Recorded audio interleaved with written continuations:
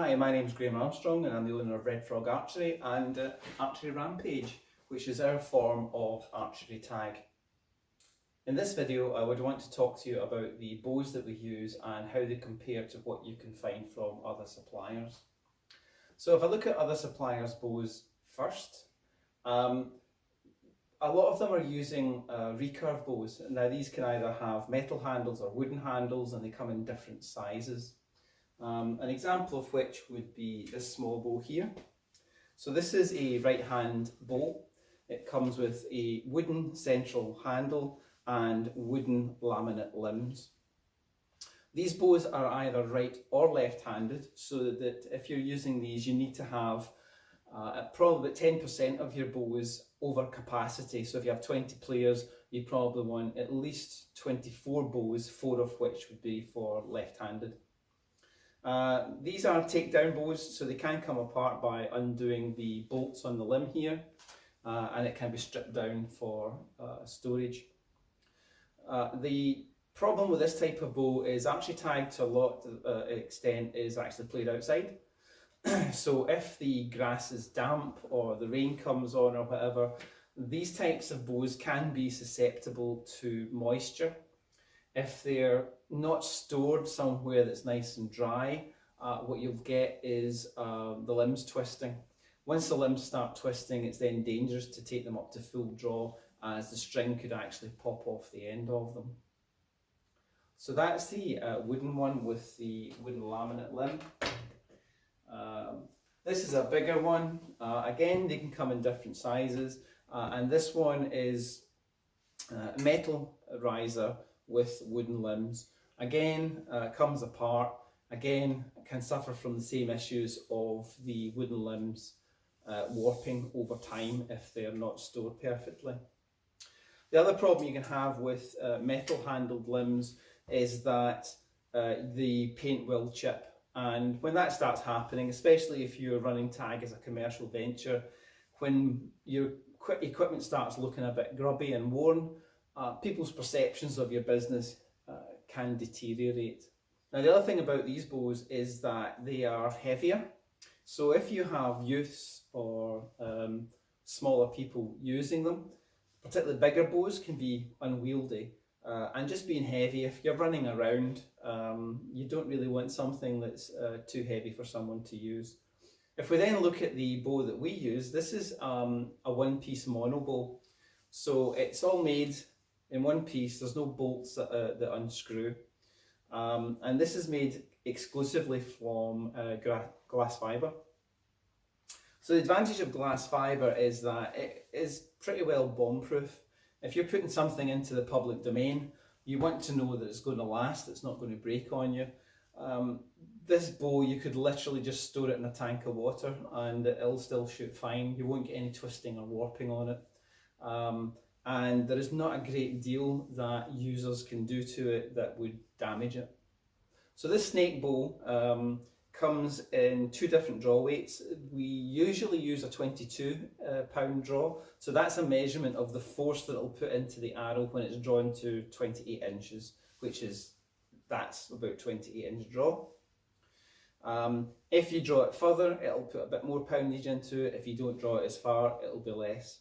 We can also do the bow in the same size in an 18 pound draw. So if you're dealing with maybe 12, 13-year-olds who might find the 22 a little bit hard to pull, then you could go down to the 18s. The only thing I would say is that if you've got mixed teams, try not to mix the draw weights of the bows, because the people who have the lighter bows won't be able to shoot as far and would be at a disadvantage.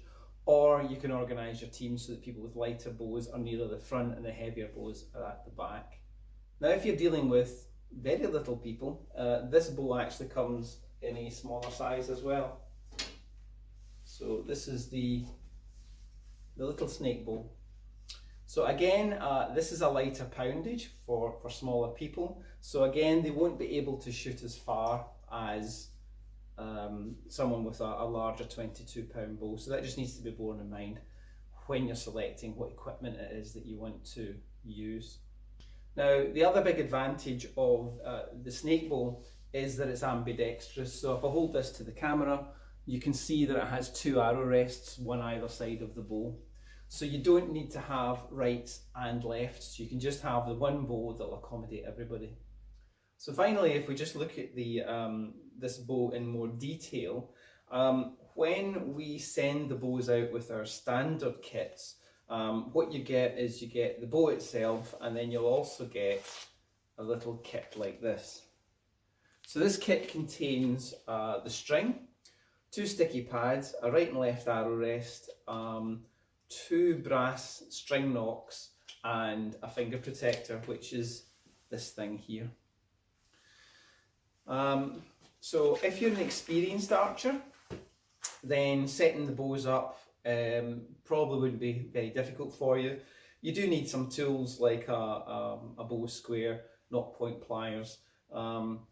It's more time consuming than anything else setting the bows up. If you would rather we set the bows up prior to sending them out, so we'll do things like we'll fit the 2 arrow rests, we'll set the height of the 2 brass nocks, and we'll put the finger protector on the string, then that's a service that we can offer. We do have to charge for it. It's quite time consuming, especially if you're having to make up 20, 40 bows for a client. But that way the bows would then arrive to you all made up with the string on, ready to shoot. It's just a case of then bracing the string. So if you've asked us to set the bows up for you, they're going to arrive like this. So all the bits and pieces are on them, but the string is loose. So to put the string on, you get one of these, which is basically a bow stringer. So the bow stringer comes pocket on one end, saddle on the other. So the string itself on the bottom should be looped into these grooves. If not, then you just pop it on and make sure it's seated right in.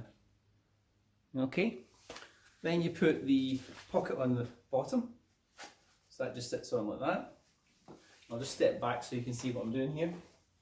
You then put the saddle on the other end. Make sure that the saddle is here. I'll show you. The saddle is here and the string's sitting outboard of it towards the tip. And all you would do, 2 feet on the strap, pull up with one hand to bend the bow, and then you just put the loop on the other end. Make sure again that it's seated into that groove, take the tension off, and your bow's strung. So you can see that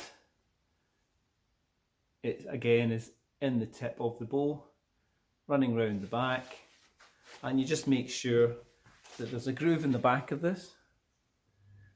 Now if you can see it there, there's a little groove in the back of the bow here, and you just make sure that the string is actually sitting in that groove, top and bottom, and that's all there is to it. If you're an experienced archer, you'll know all this, but for those who need some help, that's just the way to do it.